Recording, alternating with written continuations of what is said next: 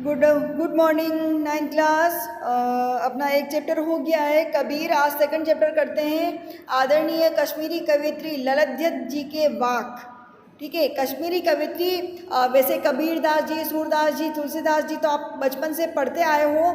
ये ललित नाम की कवियत्री अपने सिलेबस में और अपने पढ़ने में आपको पहली बार मिली होंगे। ये कश्मीरी आधुनिक कश्मीरी भाषा के विकास में इन कवियत्री का बहुत महत्वपूर्ण योगदान है।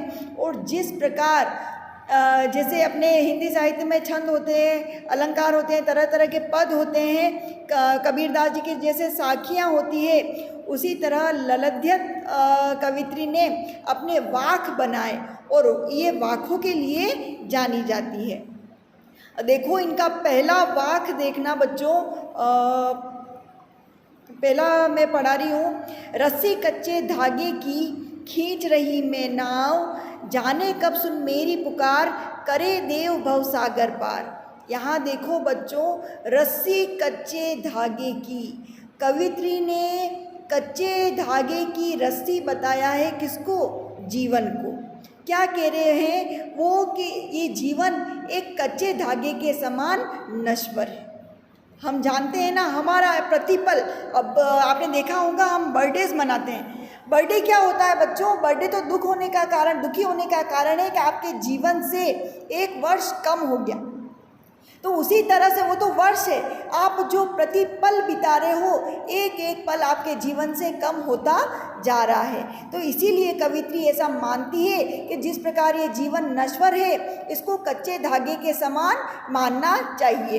कच्चा धागा भी जैसे किसी गहरे बंधन में नहीं बांध सकता, वैसे इस जीवन को भी बंधन में बांधना असंभव है। इसीलिए वो कह रही है कि मैं इस कच्चे धागे के जीवन को जी रही हूँ। प्रतिपल मेरा ये जीवन क्षीण होता जा रहा है, कम होता जा रहा है। खींच रही मैं नाव, हम ये मानते हैं ना। तो कबीरदास जी, सूरदास जी सभी ने ये माना है कि एक संसार एक सागर के समान है, जिसको पार करना बहुत ही मुश्किल है और गुरु के बगैर वो पार नहीं हो सकता। हम जिस नाव से सफ़र करते हैं, उस नाव को चलाने वाला नाविक यानी कि गुरु का होना अति अनिवार्य होता है। तो इसीलिए कवियत्री ललित भी यही मानती है कि एक भव सागर में, एक संसार रूपी सागर को मैं एक कच्चे धागे रूपी जीवन से जिए जा रही हूँ। एक कच्चे धागे से मैं अपनी इस भवसागर को पार कराने वाली नाव को खींचने का व्यर्थ प्रयास कर रही हूँ, जो कभी भी नश्वर, कभी भी नष्ट हो सकता है। जाने कब सुन मेरी पुकार, करे देव भवसागर पार। सेकंड पंक्ति में कवित्री कह रही है कि पता नहीं ईश्वर मेरी प्रार्थना कब सुनेंगे, वो मुझे इस संसार रूपी सागर से कब पार करवाएंगे। अगली पंक्ति में देखना बच्चों, पानी के कच्चे सकोरे व्यर्थ प्रयास हो रहे मोरे। कच्चे पानी टपके कच्चे सकोरे यानी मिट्टी का घड़ा, कच्चा घड़ा, कच्ची मिट्टी का घड़ा। अब कच्ची मिट्टी का घड़ा होगा, अगर हम उसमें पानी भरेंगे तो पल पल वह पानी टपकेगा और उस मटके में से एक दिन पानी समाप्त हो जाएगा। तो इसीलिए कवित्री कह रही है कि ये जीवन भी एक कच्चे मटके के समान है। जिस प्रकार कच्चे मटके में पानी स्थिर नहीं रह सकता, उसी प्रकार यह जीवन भी नश्वर है, यह स्थिर नहीं है, प्रतिपल समाप्त होता जा रहा है। अगला देखना बच्चों, जी में उठती रह हुक, घर जाने की चाह है घेरे। हुक मतलब एक तलब, एक बहुत तीव्र इच्छा, और घर जाने की, कवित्री अपने घर जाना चाहती है। अब कौन से घर?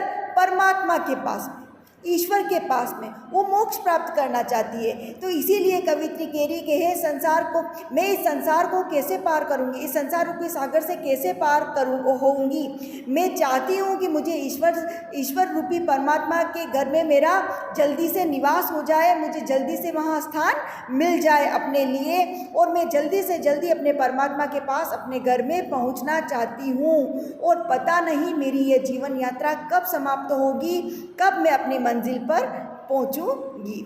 अगला देखना बच्चों, खा खाकर कुछ पाएगा नहीं, न खाकर बनेगा अहंकारी। यहाँ पर खाना और नी खाना, ये बातें आई है ये धन ऐश्वर्य का भोग करने के लिए।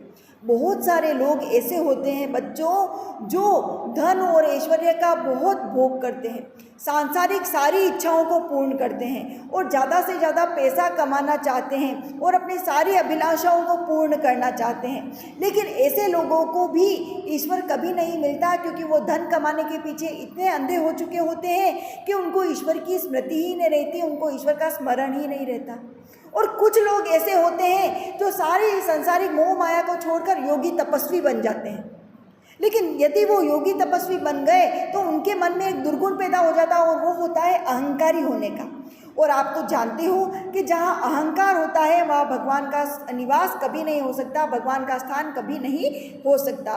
तो इसीलिए कवित्री ये कह रही है कि खा खा कर कुछ पाएगा नहीं खाना, यानी कि अगर आप इस सांसारिक मोह माया के पीछे भागते रहोगे तो आपको कुछ नहीं मिलेगा, किसी ईश्वर की प्राप्ति नहीं होगी और न खाकर बनेगा अहंकारी। और यदि आपने सांसारिक मोह माया को त्याग कर योगी और तपस्वी बनने की ठान ली, आप योगी और तपस्वी बन गए, तो आपके मन में एक अहंकार आ जाएगा और जहाँ अहंकार होता है वहाँ भी भगवान कभी नहीं बसता।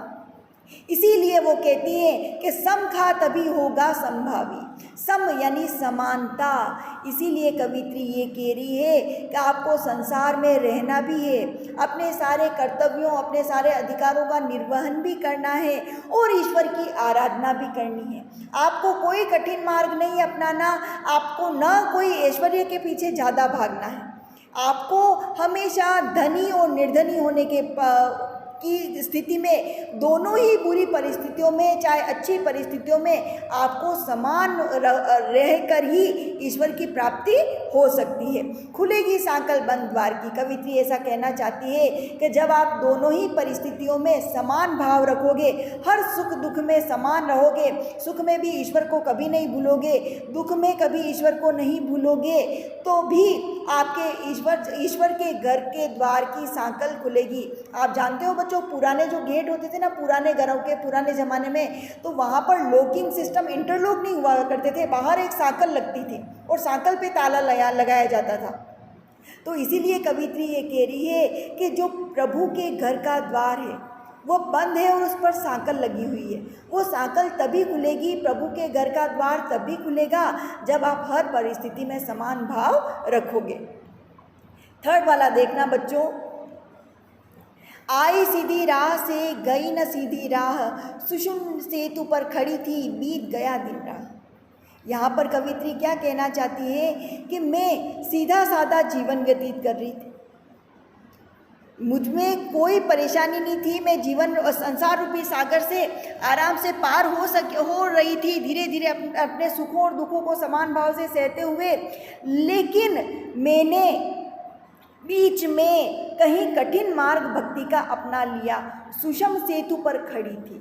सुषुम्ना बच्चों आपको पता होगा, अभी जैसे लॉकडाउन में रामायण में बताया था, जैसे आपने और कहीं नहीं देखा होगा तो वहाँ रामायण में तो ज़रूर देखा होगा कि जब राम शिक्षा प्राप्त करने जाते हैं ना, तो वहाँ पर आश्रम में उनको अपने शरीर में स्थित सातों केंद्रों को जागृत, सातों शक्तियों को जागृत करने की विद्या दी जाती है। आपने देखा होगा वहाँ टीवी में, यहाँ सर्कल होते हैं, एक मस्तिष्क पर होता है, क्या इंद्र यहाँ भवों के बीच में होता है, एक गले में होता है। इस तरह से अपने शरीर में 7 ऐसी शक्तियाँ होती हैं, उनको जागृत करके ही हम ब्रह्म ईश्वर की प्राप्ति कर सकते हैं, परम ब्रह्म की प्राप्ति कर सकते हैं। तो ये सारी जो शक्तियाँ होती है वो परम योगियों तपस्वियों की ही जागृत होती है, हर किसी की जागृत नहीं होती है। तो कवित्री ने बीच में ये साधना का कठोर मार्ग पकड़ लिया और वो अपनी सारी इंद्रियों को, सारी शक्तियों को जागृत करना चाहती थी, लेकिन बीत गया दिन रहा।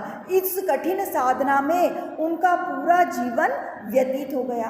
उन्होंने जन्म तो सीधा साधा लिया था, लेकिन उन्होंने भक्ति का कठिन मार्ग चयन कर लिया और इसी कठिन मार्ग के चलते उनका पूरा जीवन व्यतीत हो गया और उनको किसी ईश्वर की प्राप्ति नहीं हुई। जेब टटोली कोड़ी न पाई, मांझी को दूं क्या उतराई।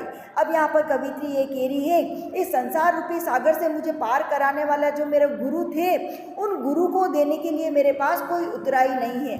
उतराई मतलब जो नाव चलाने वाला होता है उसको अपन बदले में कुछ देते ना, धन रकम वगैरह कुछ भी। तो यहाँ पर कवित्री यही कह रही है कि मेरी नाव चलाने में मुझे मुझे भवसागर से पार कराने वाले जो मेरे नाविक थे, जो मेरे खिवैया थे, जो मेरे गुरु थे, उनको देने के लिए मेरे पास कुछ नहीं बचा, क्योंकि मैंने सारा जीवन इस कठिन योग साधना में बिता दिया। अगला देखना बच्चों, जल थल में बसता है शिव ही, भेद न कर क्या हिंदू मुसलमान। इसमें धार्मिक आडंबर का विरोध किया है, कवित्री धार्मिक सांप्रदायिकता का विरोध कर रही है। वो क्या कह रही है कि मुझे कोई हिंदू मुसलमान, मैं किसी धर्म को नहीं मानती, ये सारे धर्म तो ईश्वर प्राप्ति के साधन मात्र हैं। भेद न कर क्या हिंदू मुसलमान के, हे लोगों, हे सांसारिक लोगों, आपको भी किसी धर्म में कोई भेदभाव नहीं करना चाहिए। ज्ञानी है तो स्वयं को जान। कवित्री यहाँ पर कह रही है कि अगर तुम सही मायने में ज्ञानी हो तो स्वयं को पहचानो, वही है साहिब से पहचान। साहिब यानी ईश्वर, परमात्मा। यदि आपने खुद को पहचान लिया तो आपको ईश्वर की प्राप्ति हो जाएगी, आपको ईश्वर मिल जाएंगे। जैसे कि कबीरदास जी ने भी कहा था कि ईश्वर तो आपके हृदय में बसता है, आपको किसी धार्मिक स्थल, किसी भी तीर्थ यात्रा पर जाने की आवश्यकता नहीं है। तो उसी के जैसे ये कवित्री भी कह रही है कि आपको किसी धर्म को अपनाने की जरूरत नहीं है, सभी धर्म तो एक मार्ग है। ईश्वर तो आपके हृदय में बसता है, और उसी हृदय में बसने वाले ईश्वर को अगर आपने पहचान लिया तो आपको ईश्वर की पहचान हो जाएगी। आप स्वयं को पहचानोगे तभी आपको ईश्वर मिलेंगे।